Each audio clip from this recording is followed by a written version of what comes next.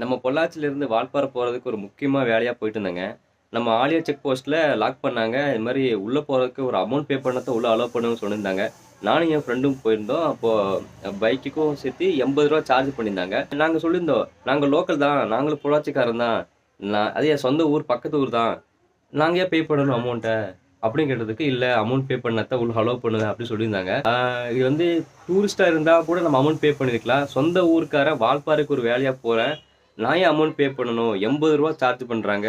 அந்த ரூ. 80 இருந்தா நாங்க பெட்ரோல் அடிச்சிருப்போம். ஸோ ரூ. 80 சார்ஜ் பண்ணி குடுத்தா தான் அலோவ் பண்ணுவேன். அப்படிங்கிற மாரி பொள்ளாச்சியில இருக்கிற கீழ வால்பாறை செக் போஸ்ட்ல சொல்றாங்க.